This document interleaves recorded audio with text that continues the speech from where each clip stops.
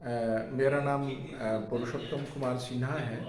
मैं अभी नागपुर महाराष्ट्र में रहता हूँ। छोटा सा परिचय मैं दूँ।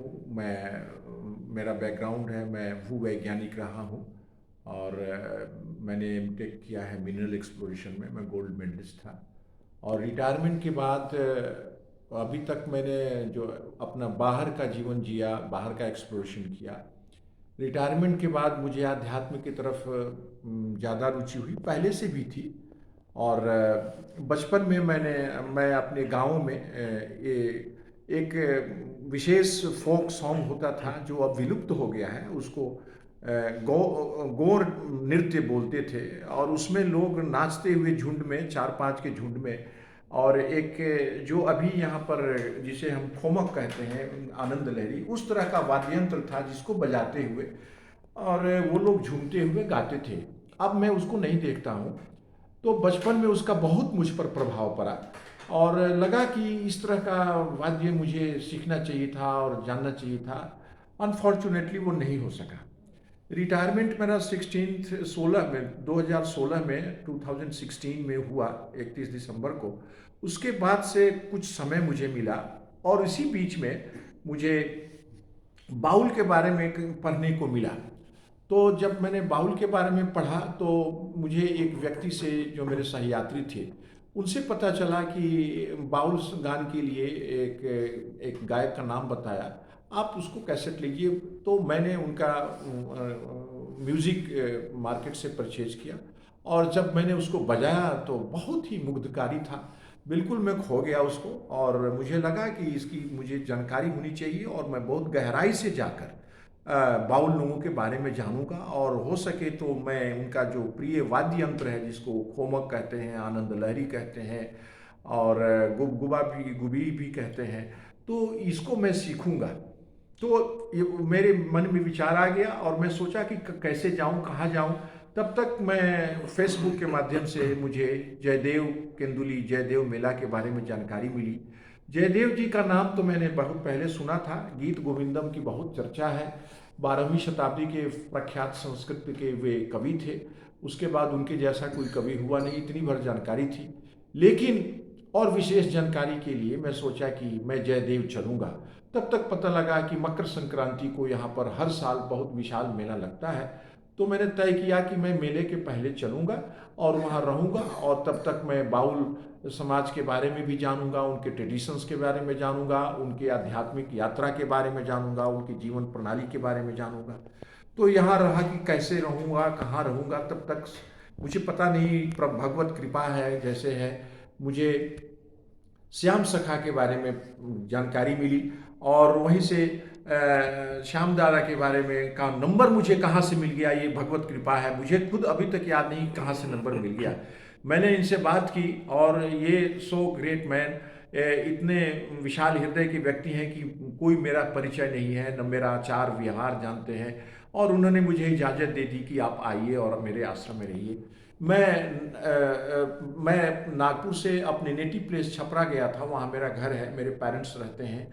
तो मैं छपरा से यहाँ के लिए टिकट कटा लिया और मैं दुर्गापुर आया। दुर्गापुर से मुझे यहाँ से व्यवस्था कर दी गई गाड़ी की, मैं वहाँ से आकर के शाम सखा रात में, मॉर्निंग में 12 के अर्ली मॉर्निंग में मैं यहाँ पहुँच गया 1 बजे सुबह में।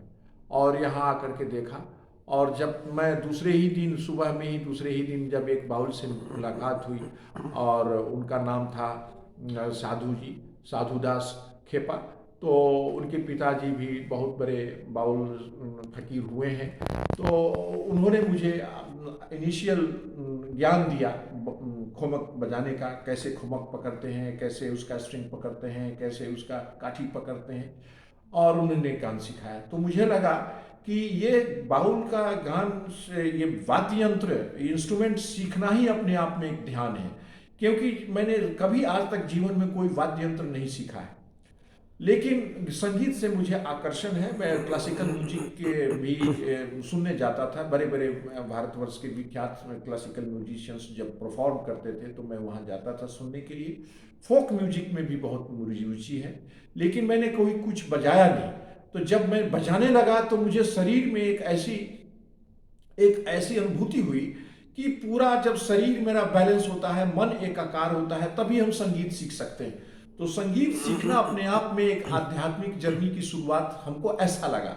तो क्योंकि चित्त का बिल्कुल स्थिर हो जाना और उसके बाद केंद्रित होना, फिर जो मास्टर जो इंस्ट्रूमेंट बजाना सिखा रहे हैं, वो जो जो उन्होंने मैंने एक राग दिया या जो एक धुन दी, उस धुन को मस्तिष्क में दोहराना और उसको फिर से अपने ऊपर उतारना तार पर, वो बहुत मज़ा आया इसको शुरू करने में।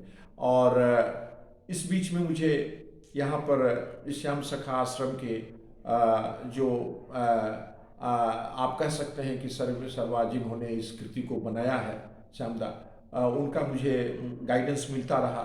यहाँ पर देख रेख करने वाले हैं गौरदा, उनसे भी, वो भी बाउल परिवार से आते हैं, उसी परंपरा से हैं, उनसे भी मुझे जानकारी मिली। इन लोगों से बहुत प्रेम मिला। और ये 40 दिन मेरे हो गए आज आए हुए, और मैं कैसे खो गया मुझे पता ही नहीं चला। मैं बिल्कुल खो गया हूँ, और दिन मेरा कैसे बीतता है मुझे पता नहीं चलता है। मैं दिन में उठता हूँ और आप कह सकते हैं कि मैं बिल्कुल 70% मैं संसार से कटा रहा हूँ, और बिल्कुल आह्लादित हूँ। इतनी प्रसन्नता है यहाँ आकर। अभी मेला लगा है मकर संक्रांति को, मैं मेला भी देखने गया। करीब करीब 500 पंडाल लगे हुए हैं, सभी पंडालों में भजन कीर्तन चल रहा है। अनूठा दृश्य है। इस भूमि की पवित्रता है। जयदेव मंदिर में देखे कि श्रद्धालुओं की अपार भीड़ है।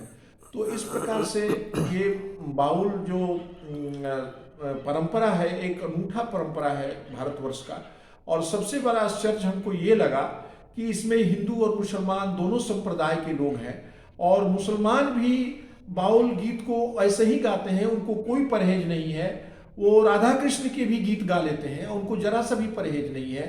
और जो वैष्णव परंपरा से बाउल आए हुए हैं, वे भी अल्लाह का नाम लेते हैं, उनका गीत गाते हैं। और इनके गीत जो होते हैं वो अनुभव के गीत होते हैं, इनके गीत बाहर से नहीं आते हैं। ये जीवन में साधना से जो निकला हुआ गीत है वही गीत है।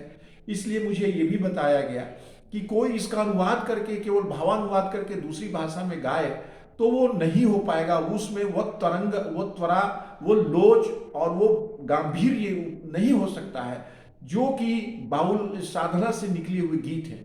बहुत बाउल ऐसे हैं जो अपनी गीत लिखते हैं और अपने गाते भी हैं, बहुत से बाउल। और इस धरती पर मुझे बड़े नामी गिरामी बाउल फकीरों से भेंट मुलाकात हुई। लखनदास बाउल यहीं के रहने वाले हैं, उनसे भेंट हुई। साधु बाउल तो मैंने बताया ही कि वे इनिशियल मास्टर हैं खमुक सिखाने वाले, उनके भाई कंगाली बाउल हैं।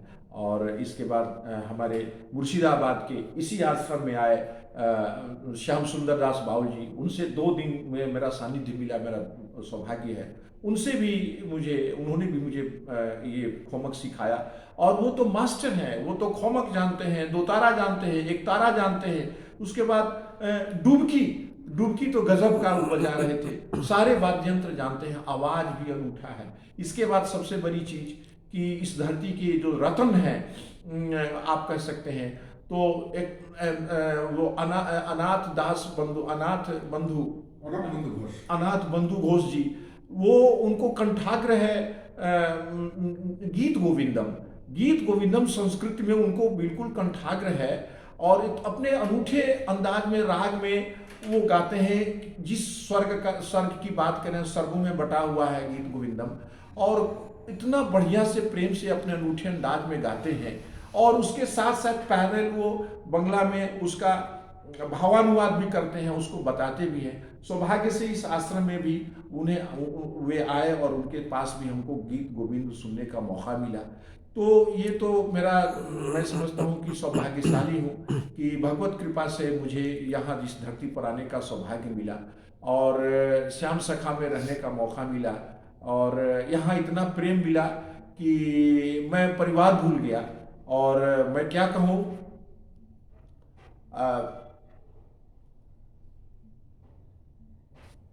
मुझे व्यक्त करने में कठिनाई हो रही है। इतना अच्छा मुझे लगा यहाँ आकर के कि मैं तो ये कहूँगा कि इस धरती पर सभी आदमी जो इस परंपरा से परिचित नहीं है, भारतवर्ष के दूसरे कोने के लोग, मैं उनको निमंत्रित करता हूँ कि एक बार जरूर जयदेव केंदुली आवे और बाउल संप्रदाय को, इस परंपरा को नज़दीक से देखें और इसका लाभ उठावें। आध्यात्मिक यात्रा का एक अनूठा ये यज्ञ की यात्रा है, अनूठा एक परंपरा है और भारतवर्ष में इसको और भी प्रचार प्रसार होना चाहिए। जिनकी आध्यात्मिक रुचि है, एक बहुत ही सशक्त मार्ग है ये आध्यात्मिक अनुभूति के लिए, भगवत प्राप्ति के लिए, आत्म साक्षात्कार के लिए, जो नाम दे, अनूठा है।